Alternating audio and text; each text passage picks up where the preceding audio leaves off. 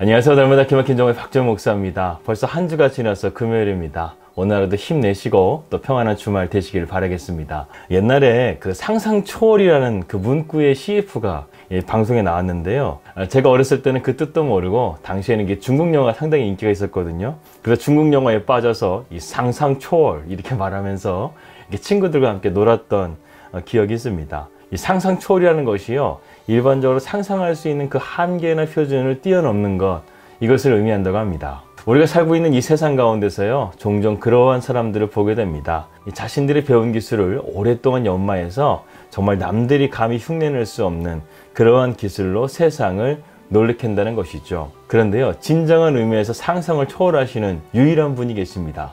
그분은 바로 예수 그리스도십니다. 그분은 전능하신 하나님이시고 무소부지하신 하나님이시고 그리고 영존하신 하나님이십니다. 그 존귀하신 하나님이 가난한 자들의 벗이 되어주시고 죄인된 우리들을 위해서 자신의 귀한 생명을 희생제물로 내어주신 그분이 바로 우리 하나님이시라는 겁니다. 그뿐만 아니라 우리 주님은 3일 만에 부활하시고 승천하셔서 하나님의 보좌로 가셔서 우리에게 약속하신 성령을 보내주셨습니다. 이 성령이 오순절에 마가다락방에 임하자 놀라운 역사가 일어나게 되고 초대교회가 태동하게 되죠. 예수님의 이 놀라운 역사는 여기서 끝나지 않습니다. 이러한 성령을 받은 제자들이 복음의 능력과 담대함을 가지고 땅끝까지 복음을 전하게 되고 오늘날 그 복음은 지금까지 계속해서 전파되어지고 있습니다. 2000년이 지나는 시간 동안 변함없이 주님의 사랑과 은혜가 끊임없이 강물처럼 흘러내려왔다는 것 자체가요, 정말 우리의 상상을 초월하는 하나님의 놀라우신 역사라고 생각할 수 있습니다. 그런데요, 우리가 주님을 믿고 성령의 충만함을 받았다고 해서 고난이 우리를 피해갈까요?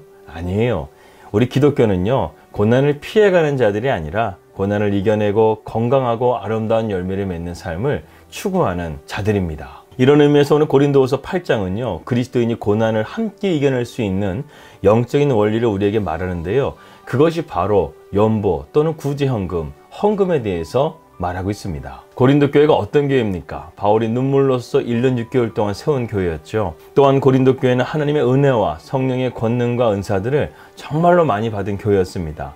그렇게 많이 받은 만큼 은혜가 넘칠수록 나누게 되고 전하게 되는 것이 은혜의 원리라고 말씀드렸죠. 사실 바울이 지금 고린도 교회에게 말하고 있는 이 연보라는 것은요, 고린도전서 16장에도 언급하고 있는 내용입니다. 다시 말해서 고린도 교회에 문제가 있기 전에 바울과 고린도 교회가 함께 이 사역을 추진했다는 것이죠. 그리고 바울이 이 사역을 고린도 교회 성도들과 함께 나누었을 때 누구보다 앞장서서 예루살렘 교회를 도우려고 했던 교회가 바로 고린도 교회였다는 것입니다. 그런데 고린도 교회가 여러 가지 문제로 이 사역이 유보되는 동안 이 다른 교회에서는 이 사역이 활발하게 이루어졌다는 것을 오늘 고린도후서 8장에서 바울은 언급하고 있습니다.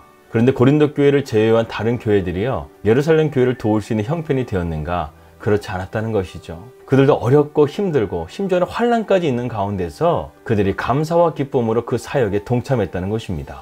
이것이 바울에게 큰 감동이 되었던 거예요.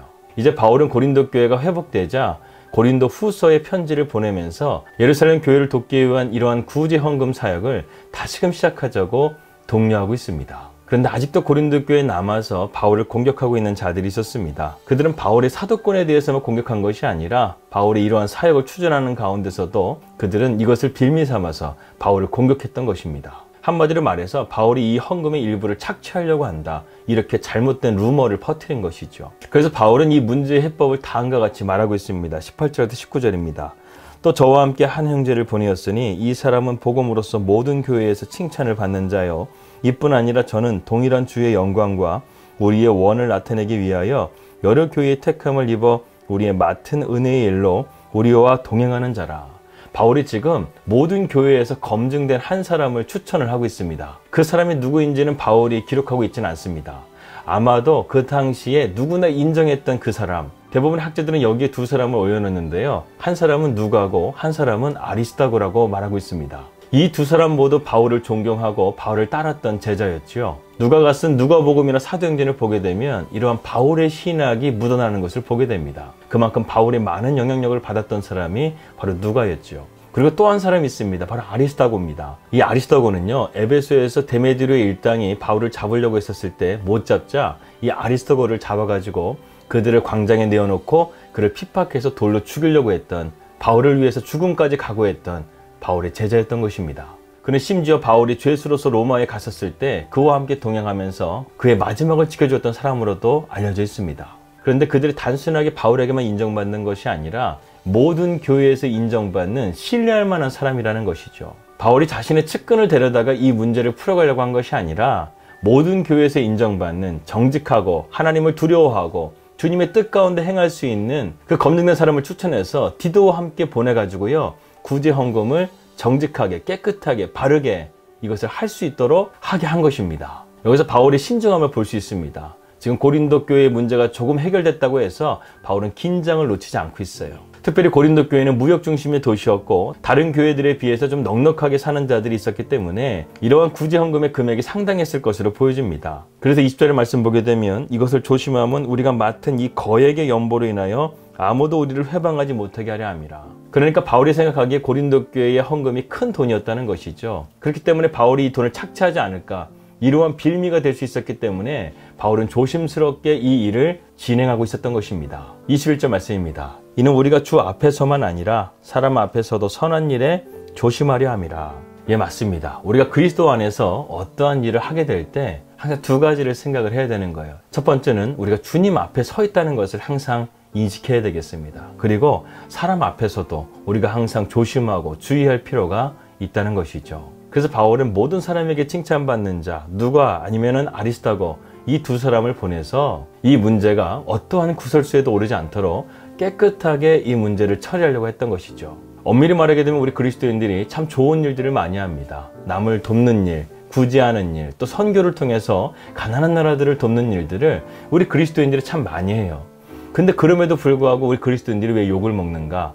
좀 억울한 측면이 있지만 그것은 우리가 좋은 일을 하면서도 주님 앞에서와 사람 앞에서 깨끗하게 정직하게 하는 것에 대해서 소홀하게 했다는 것이죠. 아무리 사소한 일을 할지라도 우리는 그것을 주님 앞에서 사람 앞에서 바르게 행해야 될 의무가 있는 것입니다. 그래서요, 복음의 진정한 영향력은요, 복음을 뒷받침할 수 있는 삶이 증명될 때 진정한 영향력이 발휘될 수 있다는 것입니다. 특별히 우리가 그리스도인의 삶을 살아가면서 많은 헌신들을 하게 됩니다. 그런데요, 그 헌신 중에 유일하게 눈에 보이는 것은 물질입니다. 우리가 헌금을 통해서 하나님 앞에 헌신하게 되는데요, 그렇기 때문에 이 물질은 주님뿐만 아니라 사람들이 보는 것이기 때문에 상당히 주의할 필요가 있다는 것이죠. 자신을 내어드린다는 것은요, 주님께 맡긴다는 의미와 같은 것입니다.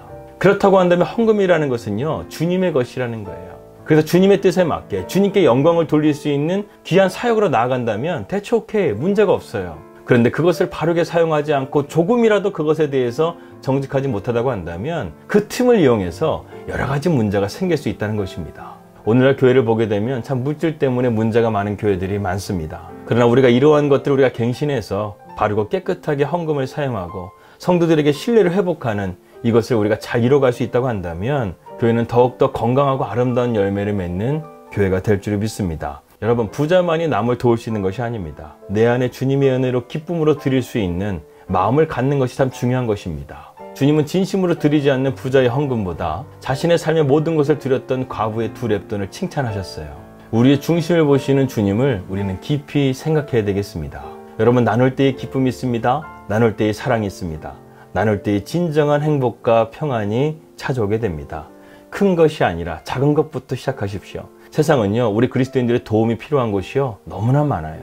주님의 사랑으로 세상을 변화시켜 갈 수 있는 우리 사랑하는 날마다 기막힌 정원 식구들 되시기를 주님의 이름으로 기도하겠습니다. 기도합니다. 하나님 아버지, 감사합니다. 오늘 말씀을 통해서 우리가 하나님의 귀한 사역을 신중하고 바르게 행해야 된다는 사실을 깨닫게 됩니다. 특별히 물질에 대한 문제 가운데서 우리가 언제나 신중하고 주의하고 그리고 바르고 깨끗하게 그것을 사용할 수 있는 믿음을 허락하여 주시옵소서. 또한 세상은 주님의 사랑이 필요한 것이 많이 있습니다. 고아나 과부 그리고 가난한 자들을 우리가 도울 수 있는 넉넉한 마음을 주셔서 나눌 때의 행복이 있고 나눌 때의 기쁨이 있고 나눌 때의 진정한 평안이 있다는 것을 우리가 깨닫고 더욱더 주님의 귀한 사역에 동참할 수 있는 우리 사랑하는 날마다 기막힌 정원 식구들 될 수 있도록 인도하여 주시옵소서.